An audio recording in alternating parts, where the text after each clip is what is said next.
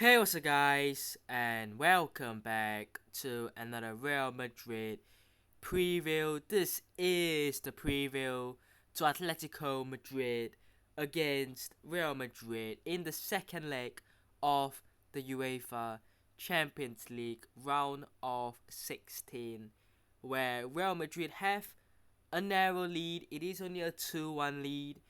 It should have really been more, but obviously, it will be a really tough game away from home at the Metropolitano. You know, you would expect it to be a very tough game, which it would be.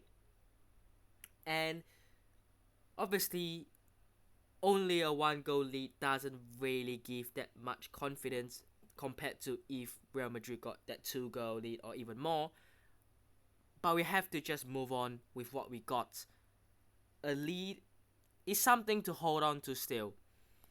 And I'm not saying the approach heading into this game is to sit back and play Atletico Madrid football, because I think that's how their approach will start off with.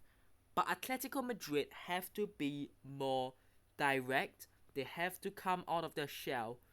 They have to get at us. They have to attack because they are losing this tie right now, and they have to come and they have to play. And when I say play, they can't play their defensive 9 men at the back type football. They have to come at us, and that will leave spaces in behind to exploit. That will leave opportunities to exploit. And firstly, the defense has to do the job, and obviously the whole team as a whole to defend. But the midfield, the defense, even the attack has to come back and help defensively. And then obviously, if you can do your defensive side of the game, you can exploit those spaces and opportunities that you'll get. Obviously, Real Madrid haven't won away at the Metropolitano since 2022. Was it a 2-1 win? I think it was Valverde and Rodrigo who scored that day. Must have been the 22-23 season. In September. Anyways, um, yeah, that is pretty much 2.5 years now. Um, I read a stat as well that they haven't lost a home game in the Champions League knockouts, if I'm not mistaken. I hope it's right, but they haven't lost one Champions League home game since Simeone took over. Now, that doesn't mean they haven't been knocked out. That means obviously they have been knocked out in certain um, seasons, but at home they've at least been able to get a draw, and then they usually lose away from home. So this game, the probability of this game being a draw is high. It could be an Atletico Madrid win. It is high, but let's not go there. Let's not think about that. And this sounds like I'm accepting a draw. If this game ended as a draw, I will take it, of course. Obviously, I'm not expecting and aiming for a draw, because at Real Madrid you should be winning every single game. That is the standard. But worst comes to worst, you get that draw, you don't win, okay. But obviously, let's not aim for a draw. Let's go out there. Let's win this game. It will be tough, of course, but it has to be done, and it can be done. It can be done. Um. So yeah, obviously, like we said, Atletico Madrid have to be more direct. They have to get at us, and that will leave exploitation at the back, which will leave spaces, and Vinicius Junior, Mbappe, Rodrigo, Brahim, whoever is on the pitch at any moment will love those spaces, and especially Mbappe, who obviously we saw it against Manchester City. Spaces in behind, great runs in behind, great goals. So he's going to need another one of those nights. Obviously, there were doubts about whether he will be part of the squad slash play. I do believe that he will start because it's a big game. I think he is facing a bit of discomfort, but it's nothing too serious. So there's that. I read something that Camavinga will not be starting and he'll be on the bench.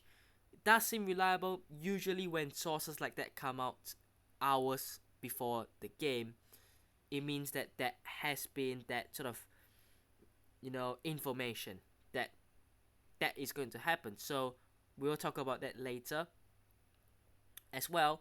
And apart from, the usual players, obviously Carvajal, Militao, Dani Ceballos, and Vallejo, who's out. Apart from, the usual suspects, everyone else is in the squads, everyone else is in, and everyone else are available to play. So there's that. Now, in terms of Atletico Madrid and their home form, their last home game was against Athletic Club, which they won. Before that, they drew with Celta Vigo. Before that, they smashed Getafe in the Copa del Rey quarterfinals. Before that, they beat Mallorca. They drew with Villarreal. They beat Bayer Leverkusen. They beat Osasuna. They actually beat Getafe as well. But then, they literally just lost to Getafe this weekend. So, they are pretty dangerous at home. Usually a draw. But it's not impossible to go there and get a win. Obviously, I feel like we've talked about this a lot of times. Antoine Griezmann is a player that we have to look out at, but also Alvarez. Soloff can come on, make that impact. Simeone, they've got Correa, and they've got Gallagher, they've got De Paul, Koke, Jimenez, Langley, Jan Oblak, Lino, Barrios. They've got Marcus Llorente, Renildo, Aspilicueta, Molina. It is a very, very good squad, and we know what this team is capable of. So, yeah, it is a good opportunity to just beat your arch rivals.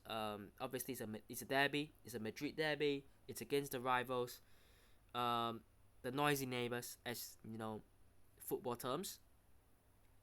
So, yeah, very, very special night, and hopefully, this will result in a good result. May that be a draw, may that be a win. We don't know, to be honest. But my starting 11 is Courtois, Mendy, Rudiger, Asensio, and Valverde. I think that back five has to be this back five. For the Champions League remaining season, you cannot compromise this back five. As long as these five are fit, they start.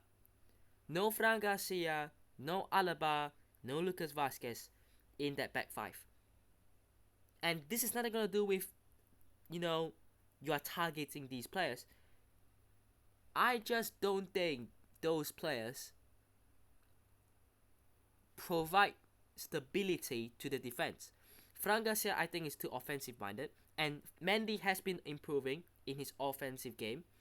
Sometimes he gets involved. Obviously, he got involved for that Brahim Diaz goal. Alaba is back from a long-term injury. He hasn't really looked the same, and I think Asensio is just so promising. And Valverde, we all know what a player he is at right back. Lucas Vazquez has been really, really poor in certain games against top wingers, top left wingers. And when you come into this game and, maybe they only have, Lino or maybe Alvarez is there, that is still a threat. In the midfield, like I said, Camavinga is rumoured to not be starting. And Modric is rumoured to be starting, along with Tchouaméni and Bellingham. I would have gone Camavinga if I hadn't read that rumor with Tchouaméni and Bellingham. But I will go Modric. Obviously, has that experience, controls this game, and it makes sense to have a player in there who has the experience, knows what he's doing, and has the ability to control the game.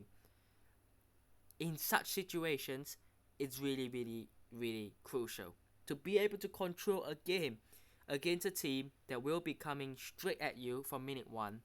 Is very important. Bellingham is back. That's great. He will make a difference because the style of play, the runs he made, helps the attack, the connection. And like we said, the spaces in behind is perfect for that front three of Vini, Mbappe, Rodrigo. Rodrigo has proved that he can play on the right hand side. He's got a great goal against Atlético Madrid. He can play there. And I think the front line will and can all interchange. They can all interchange. And that is obviously very, very useful. Score prediction. I'm going to go Atletico Madrid 1, Real Madrid 2. I think go for it. I think you can get something away. Not just a draw. I'm not going to aim for a draw because I think it has to be more than that. But I think a win is capable. But let me know what thoughts are down below. Hope you guys have enjoyed today's video. Hit the one did, subscribe to cheer us on already, and I'll see you guys in the next one. Peace.